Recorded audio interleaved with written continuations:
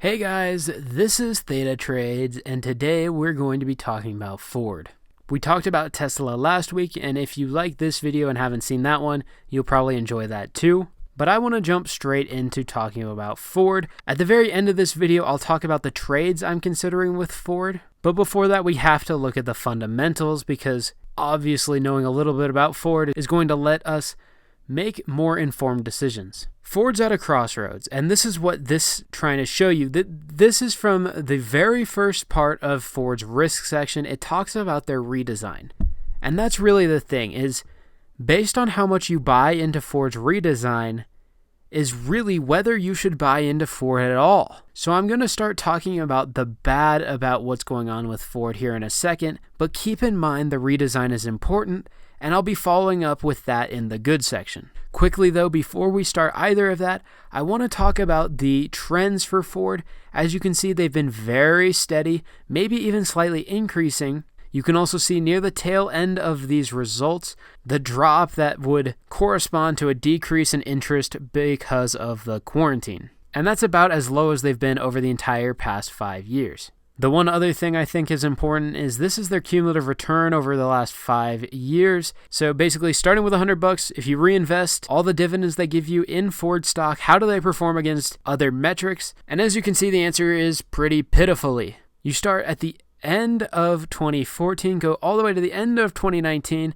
and you've lost money in a gigantic bull market. The S&P way outperformed what you would have done in your Ford stock. So I think this is really what motivated them to start changing, and we can start talking about the bad now. And really that's that their wholesales have been going down pretty steadily. I've pulled some of the key areas out for you on this wholesale chart. So if you try to add these up to get the same total, that's not going to happen because there's other data like the Middle East, India, Australia, South America. All of those also play into their wholesale totals. But everywhere was pretty consistently down except for Germany. And if you look at the table below wholesales, that's the relative change in wholesales. Looking at that bottom row, you can see United States and North America, both 6% down. Obviously, United States is a very, very large percentage of North American wholesales. And then we go over and look at Europe, down 10%, except for Germany, which is up 18%. And then China is the beast, down 56% overall. And I thought this had signaled that Ford was really giving up on China, which may not be the worst thing in the world. We had discussed this with Tesla and Tesla entering China. But when we look at Volkswagen's data, Volkswagen made $43 billion in revenue from China and $42 billion in revenue from North America. So obviously with about equivalent revenue, you would think they're doing about equivalent business. But the reality is that to do that, Volkswagen had to sell 4.5 times as many vehicles. So that was just an indicator to me that China might not be the most profitable market. But I don't think that's what's going on with Ford. They discuss revamping the China line, really doing whatever they can to start seizing market share again. So that's yet to be seen, but in the short term, it's not looking great. And then on the right, I kind of broke down market importance. This is kind of my own creation, but I just wanted to see the relative amount of sales for each region. So you can see North America made up 51% of Ford's total sales in 2019. So it's pretty important, and that proportion is growing. And really, this proportion is growing everywhere because China has tanked so significantly. And it's not clear exactly what is the cause of this, but I think one thing that is a major issue is that their lineup is heavily dependent on selling trucks and SUVs. Normal cars make up a small percentage of what they do, and it's been shrinking. Here you can see 2018, cars made up 80% of Ford's overall retail sales, and in 2019 that dropped to 15%.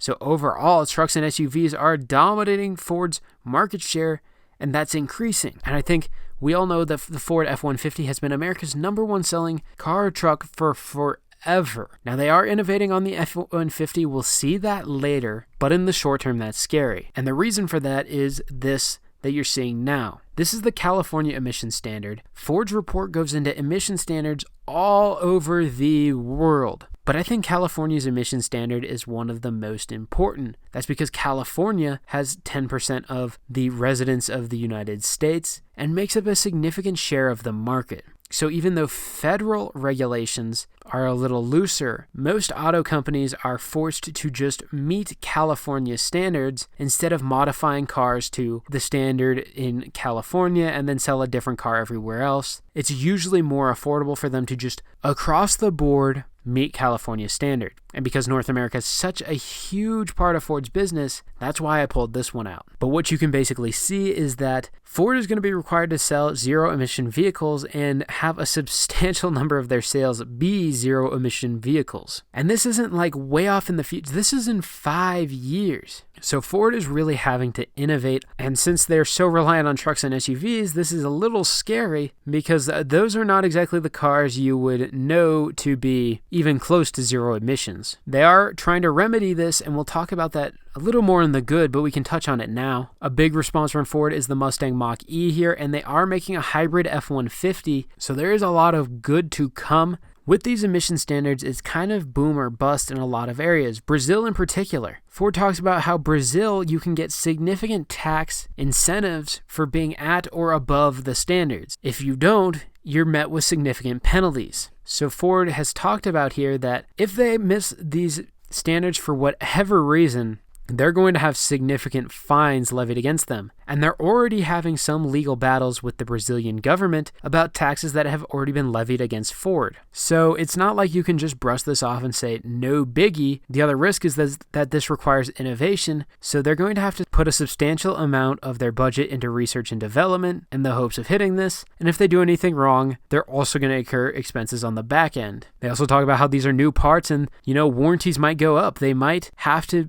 spend more fulfilling the warranty obligation, and in the short term, they won't have increased the cost proportionally to cover this. Now, I was impressed overall. Ford does not have a lot of legal battles going on. With auto manufacturers, that is something you see a lot of, but overall, Ford's in a pretty good shape there. They have one thing about asbestos out there, and then the Brazilian government. Those are their main two. There's also a Takata airbag lawsuit out there, but overall it doesn't look like those are going to hurt Ford that much, and as long as they can keep that under control, this risk factor might be mitigated. So beyond this though, are their financials, and we can jump to that now. This top table you're seeing is going to be talking about the credit worthiness of Ford, and for those of you who don't know credit worthiness off the top of your head, that would make you normal. This just means that Ford was towing the line between investment grade and junk grade bonds. So as of 2019, they were still investment grade, but have since been demoted into junk grade, which means a lot of negatives when borrowing money. People suspected they weren't going to be able to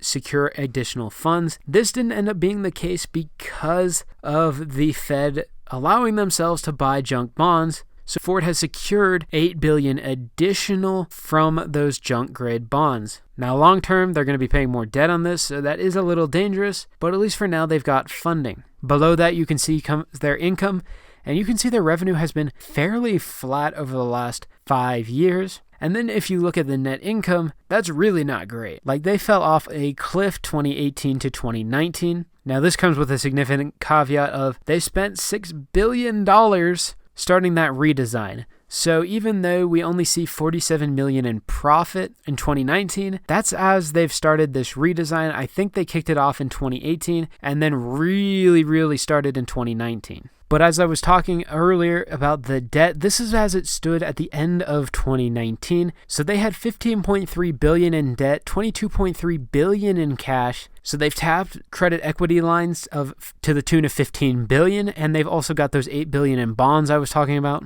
So they're sitting on about $38 billion in debt. Their cash hasn't changed substantially, but the liquidity numbers have. You'll get a snapshot of that in a second, but obviously they're going to have a tough time paying this off if this turnaround doesn't work as planned. The last really important note with all of this is that they gave a strong caution on Q2 earnings. They say it's probably going to be a loss in excess of $5 billion. And that's after they already lost $2.2 billion in the first quarter, so we need to be prepared for more tough times ahead. But that doesn't mean the turnaround can't work out, and that brings us to the good. And one of the best things happening with Ford right now is the Lincoln brand. Overall, Ford closed a significant amount of dealerships from 2018 to 2019, but Lincoln grew by 30% in terms of number of dealerships. And of course, I didn't know exactly what this was because of, but If you look here, this is the report for sales on the first quarter. And the shock is that Lincoln grew by 2.3%. But yes, even during this quarantine, Lincoln still grew. And I think that's very exciting because they've shown strong growth before this and have continued that in an awful time for cars. And this means that overall Ford knows how to do some things right with the Lincoln brand, and that means their redesign might not be the worst play. Like, they might actually pull it off. The bottom figure here is from their Q1 earnings presentation.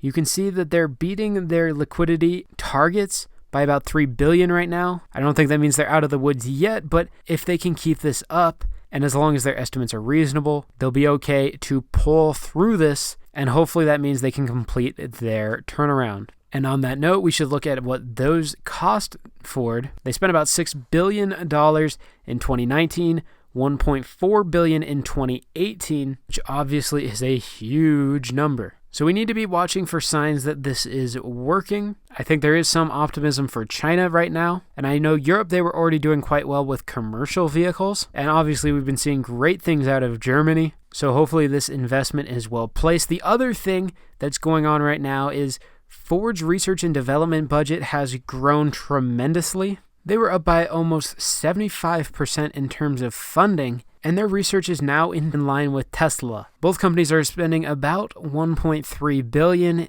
every year. Now, Tesla's been doing this for the past several years. Ford has just gotten up to that number, but Ford's investing in this redesign and research and development simultaneously, and all of this is with their partnership of Volkswagen still coming this summer. Volkswagen and Ford have agreed to partner up in their autonomous vehicle fleets, which is very exciting. It's exciting for the Mustang Mach-E particularly, but the thing is, Volkswagen was set to release the first Level 3 autonomous vehicle this summer. Now, the regulations in Europe didn't get in line quickly enough, so the Audi A8s are all equipped with the equipment for that, but at this time aren't allowed to operate at Level 3 autonomy. And for those of you who don't know, Level 3 autonomy is when the car can start doing things without user input. So currently, like Tesla autopilots, if the car wants to change lanes or anything, it basically has to signal you, and then your input either allows it or not. We talked about this in the Tesla video. Level 3 autonomy, that's no longer required. Car can do what it wants. It can do turns, lane changes, all sorts of things. So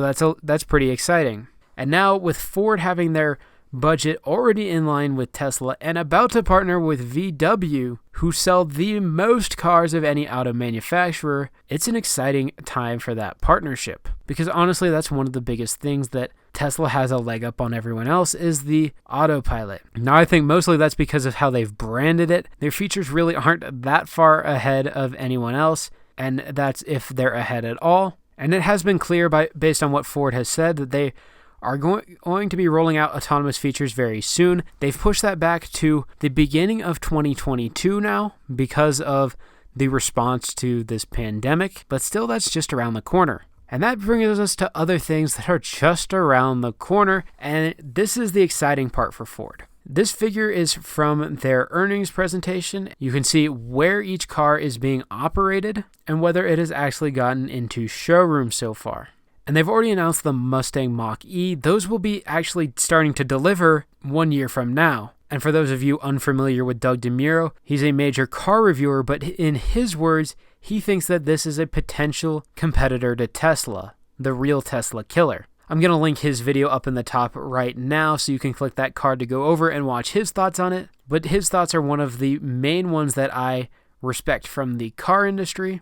Another thing you should check out is that the Mustang Mach-E is going to be equipped with all of the same autopilot features that Tesla has, and it's looking like it might be cheaper. If you want the full range of specs, I would go to Ford's homepage. I'm going to also link the demonstration of the Ford Copilot features right at a card now, so you can check that out directly. The thing is, the Mustang Mach-E looks like it might have a slightly smaller range, very slightly smaller range than the Teslas, but Tesla is running out of federal credits to give people. And what that means is if someone's having to decide between the 30-something thousand Mustang Mach-E and the 30-something thousand Tesla Model Y or Model 3, they're going to be able to apply a $7,500 tax credit to the Mustang Mach-E, whereas for the Tesla, they're not going to be able to, so the Mach-E is likely going to be the cheaper option. It also looks like they're about to unveil a hybrid F-150, as well as the Bronco. And the Bronco we should be getting more information about really any time. They say that they're announcing things in the spring of 2020, and spring lasts until June 20th. So we've got like a month and a half where they're going to be announcing the Ford Bronco. And although we didn't see that huge a bump from the Mustang Mach-E, the Ford Bronco's got some excitement behind it. And this is a very interesting strategy by Ford. It's similar to what Volkswagen is doing with the ID Buzz, which is the electric version of the VW Microbus. Now, just based on this diagram, it doesn't look like the Bronco will be an electric, but still, it's a revamp of an old favorite, which I think is going to get huge brownie points for Ford and likely will contribute to massive sales. But really, in terms of what's going on at Ford, that's about it, guys.